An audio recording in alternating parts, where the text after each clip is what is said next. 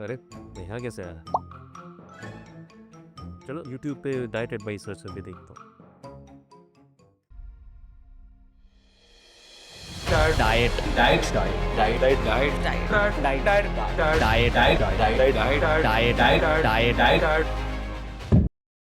अगर आप भी इतने सारी एडवाइसेज़ और इतने सारे आइडियाज़ से कंफ्यूज़ हो गए हो कि आप सोच रहे हो कि कौन सी डाइट फॉलो करनी चाहिए, कितना खाना चाहिए, कब खाना चाहिए, क्या करना चाहिए जिससे कि मैं पतला हो जाऊँ, जिससे मेरी मसल बढ़ जाए, जिससे मेरी बॉडी जो अभी है उससे कुछ अच्छी बन जाए, तो आपने बिल्कुल सही वीडियो पे क्लिक किया है। सारी डाइट एडवाइसेस इतनी कॉम्प्लिकेटेड हैं कि कौन सी फॉलो करनी चाहिए, कौन सी नहीं करनी चाहिए, कि हम इतने कंफ्यूज हो जाते हैं। जिससे कुछ दिन हम एक चीज़ ट्राई करते हैं और फिर उसको छोड़ देते हैं। लगता है कि जैसे कोई डाइट एडवाइस है ही नहीं जिसको फॉलो किया जा सकता है, और ये चीज़ इतनी कॉमन हो गई कि इसका मजाक बनना अब हमारे लिए नॉर्मल है।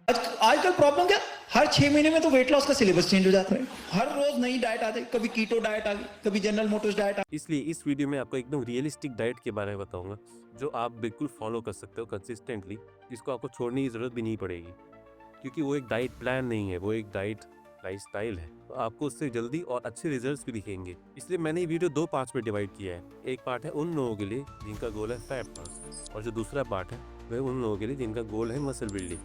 अब आपको पता ही है कि आपकी बॉडी को ट्रांसफॉर्म करने के लिए डाइट कितनी ज़्यादा इंपॉर्टेंट रोल प्ले करती है। पर उससे पहले हमें जानना होगा डाइट की बेसिक्स के बारे में, जिससे हमें पता चले कि हमारी बॉडी में जब खाना जाता है तो वो काम कैसे करता है। बेसिक्स का फर्स्ट पॉइंट, कैलोरीज। सबसे इंपॉर्टेंट पार्ट है कैलोरीज। सिंपल भाषा में बोलूँ तो ये आपकी बॉडी में एनर्जी, ये एनर्जी जो खाने से आपको मिलती है। आपकी डेली एक्टिविटी के हिसाब से आपको एक अमाउंट ऑफ कैलोरीज चाहिए। मान लो आपकी अमाउंट ऑफ कैलोरीज जो आपको चाहिए है वो है 2000। अगर आप रोज 2100 कैलोरीज खाते हैं तो आपका वेट बढ़ेगा, और अगर आप रोज 1900 कैलोरीज खाते हैं तो आपका वेट कम हो जाएगा। इतना सिंपल है। अब डाइट की बेसिक्स के सेकेंड मोस्ट इंपॉर्टेंट पार्ट है आपकी मैक्रोन्यूट्रिएंट्स। मैक्रोन्यूट्रिएंट्स में आते हैं प्रोटीन, कार्बोहाइड्रेट्स और फैट्स। प्रोटीन वो कंपाउंड है जो आपकी बॉडी को बिल्ड करने में हेल्प करते हैं। कार्बोहाइड्रेट्स वो कंपाउंड है जो आपकी बॉडी को एनर्जी देते हैं, और फैट्स वो कंपाउंड है जो आपकी बॉडी की बेसिक फंक्शनिंग में हेल्प करते हैं। इनमें से आप फैट्स और कार्ब्स बहुत ही आसानी से ज़्यादा खा सकते हो, पर प्रोटीन ज़्यादा खाना बहुत ज़्यादा मुश्किल होता है। तो इस बात की टेंशन मत लेना कि प्रोटीन ज़्यादा हो जाएगा मेरा। आप इस बात की टेंशन लो कि आपके कार्ब्स और फैट्स ज़्यादा हो जाएंगे। मैंने कहा था इस वीडियो को मैं बहुत सिंपल रखूंगा, इसलिए सीधा हम पार्ट 1 पे चलते हैं, जो है फैट लॉस। फर्स्ट पॉइंट है लो कैलोरी। आपको अपनी बॉडी में आने वाली एनर्जी को कम करना है, जिससे आपकी बॉडी को उस एक्स्ट्रा एनर्जी को स्टोर करने की जरूरत ना पड़े। और वो एक्स्ट्रा एनर्जी स्टोर कैसे होती है? फैट के रूप में। इस चीज़ को आसान बनाता हूँ। एक दिन कोई भी फिटनेस ऐप लो, उसमें अपने डिटेल्स भरो, जैसे कि आपकी हाइट, आपकी एक्टिविटी लेवल, आपका वेट, आपका गोल, जो भी वो ऐप के अंदर डिटेल्स भरने को बोलते हैं। वो ऐप सब कैलकुलेशन करके आपको बताएगा कि आपको डेली इतने कैलोरीज की रिक्वायरमेंट है। अब आप उससे बस थोड़ा सा कैलोरीज कम खाओगे, जिससे कि आपकी जो स्टोर्ड फैट है, स्टोर्ड एनर्जी है, वो यूज होगी, rather than आप और एनर्जी लाओ और ज़्यादा स्टोर करो। अब एक दिन आप जो भी खाना खाते हो वो उस ऐप में फीड करते रहो, और एंड में देखो कि आपका डेली एवरेज कितनी कैलोरीज होती है जो आप खा लेते हो, और उस हिसाब से कैलकुलेट करो कि आपको रोज अब कितना खाना है और कितना नहीं खाना है। उससे आपको एक बेसिक स्ट्रक्चर मिल जाएगा जिसके आसपास आप अपनी डाइट को बना सकते हो। आप सोचोगे कि यार खाना बंद कर देंगे तो भूख ज़्यादा लगेगी, तो उसके लिए नेक्स्ट पॉइंट जो है हाई फाइबर फूड्स। वो खाना खाओ जिसमें फाइबर ज़्यादा होता है। और फाइबर ज़्यादा होने से क्या होगा?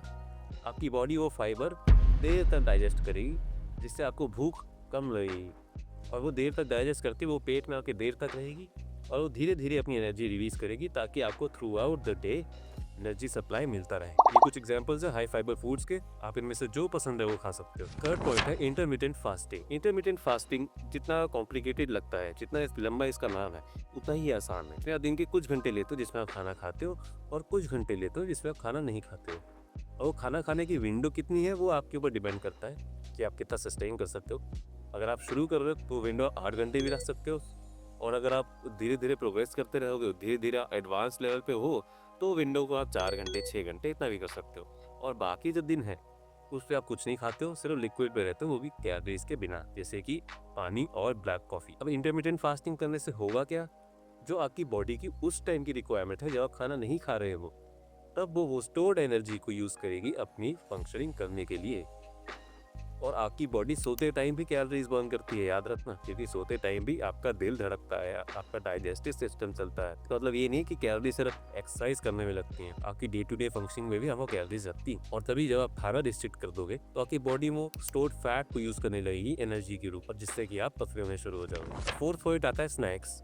अब हम इंटरमीडिएट फास्टिंग कर रहे हैं पर हमें भूख लग जाए बीच में, तो हमने जितना खाना खा लिया, हमारी कैलोरीज पूरी हो गई, पर हमें फिर भी भूख लग रही है, तब क्या करें? हम जाते हैं स्नैक्स की तरफ। स्नैक्स, भुजिया, ब्रेड या समोसा। अब इन चीज़ों की बजाय आप ऐसे स्नैक्स चूज करो जिनमें कैलोरीज कम होती है, जैसे कि मखाने, वो तो बेस्ट है। और कोल्ड ड्रिंक जैसी हाई शुगर वाली ड्रिंक्स पीने के बजाय आप घर पे बनी लस्सी या फिर नींबू पानी पी सकते हो। इसमें इतनी ज़्यादा कैलोरीज नहीं होगी, और कोल्ड ड्रिंक आपकी हेल्थ के लिए कितनी खराब है उस पर पूरी अलग वीडियो बन सकती है। तो इन सारे पॉइंट्स को साथ में फॉलो करने से आपका फैट कम होने लग जाएगा और आप पतले दिखोगे। अब हम आते हैं वीडियो के पार्ट 2 पे, जो है मसल बिल्डिंग। अब मसल बिल्डिंग के लिए फर्स्ट पॉइंट है प्रोटीन सरप्लस। ध्यान रहे, मैंने कैलोरी सरप्लस नहीं बोला, मैंने बोला प्रोटीन सरप्लस। वो इसलिए क्योंकि प्रोटीन सरप्लस में आप अपनी बॉडी को वो चीज़ दोगे जो उसको मसल बनाने में सबसे ज़्यादा ज़रूरी है। कैलोरी सरप्लस में आप ज़्यादा तो खा लोगे, आपको ज़्यादा एनर्जी तो मिल जाएगी, पर फायदा क्या जब कार्ब्स और फैट्स की आपकी बॉडी को उतनी ज़रूरत है ही नहीं, जो आप कार्ब्स और फैट्स खा के अपना पेट भर लोगे। बॉडी बिल्डर्स को मैं यही कहूँगा कि अपना जो डाइट है वो कैलोरीज के बेसिस पे रखने के बजाय आप उसको अपने मैक्रोन्यूट्रिएंट्स के बेसिस पे रखोगे, जैसे कि प्रोटीन, कार्ब्स और फैट्स, तो आपको एक बेटर अंडरस्टैंडिंग मिलेगी कि आपकी बॉडी को किस किस चीज़ों की रिक्वायरमेंट्स हैं।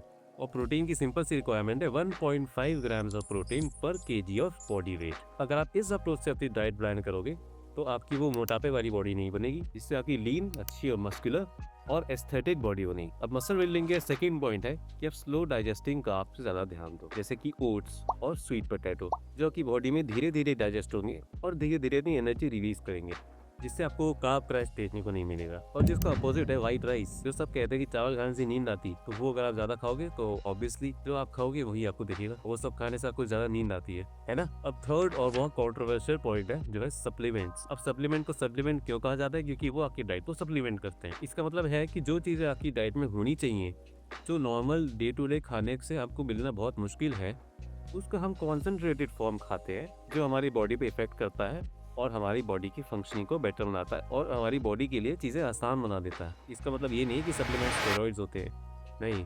मुझे तो यकीन भी नहीं होता कि लोग आज भी ये मानते हैं कि सप्लीमेंट्स स्टेरॉइड्स होते हैं और सप्लीमेंट्स खाना आपकी हेल्थ के लिए इतना हानिकारक हो सकता है। और बेस्ट सप्लीमेंट जो मैं रेकमेंड करूँगा वो है क्रिएटिन। नहीं, कोई मिथ मानने की ज़रूरत नहीं है। अगर आपने सुना है कि क्रिएटिन से ये या फिर ये हो जाएगा, तो वो बहुत ही गलत इन्फॉर्मेशन है। क्रिएटिन द मोस्ट रिसर्च और मोस्ट सेफेस्ट सप्लीमेंट है जो आप ले सकते हो, और उसके इफेक्ट्स तो वाह, मैं ये क्रिएटिन लेता हूँ, आप चाहो तो ये भी ले सकते हो, वरना जिस ब्रांड में आपको ट्रस्ट है आप वो ले सकते हो। अपनी डाइट बेटर बनाने के लिए आप ये सारी चीजें ऐड कर सकते हो, जिनसे आपकी बॉडी को प्रॉपर फंक्शनिंग और मसल बिल्डिंग में बहुत हेल्प होगी। और एक इंग्रेडिएंट जो सबसे ज्यादा आपको हेल्प कर सकता है मसल बिल्डिंग में और हेल्दी रहने में, वो है एग्स। अगर आप एग खा सकते हो तो उसको जरूर खाना। मैं जितना एम्फसाइज कर सकता हूँ उतना करता हूँ एग्स खाने पे, क्योंकि वो एक ऐसा सुपर फूड है जो आपको मसल बनाने में और हेल्दी रहने में सबसे ज्यादा हेल्प कर सकता है। एग्स के इतने ज्यादा फायदे होते हैं कि मैं उसमें एक सेपरेट वीडियो बना सकता हूँ, और अगर इस वीडियो में बात करना शुरू करूंगा एग्स के बारे में तो फिर वीडियो बहुत लंबी हो जाएगी। मैं हर रोज 4 अंडे खाता हूँ, और अगर आज चाहो तो फिर आप भी वो कर सकते हो, और उससे रिजल्ट बहुत अच्छे होते हैं। मैं इस वीडियो को जितना सिंपल और जितना ईजी टू फॉलो बना सकता था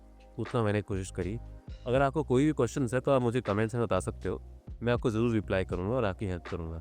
अगर आप ये वीडियो यहाँ तक देख रहे हो और आपको ये वीडियो अच्छी लगी तो फिर आपको ये वाली बहुत अच्छी लगेगी। बताना वीडियो कैसी लगी। नेक्स्ट वाली में मिलेंगे। The truth signing off.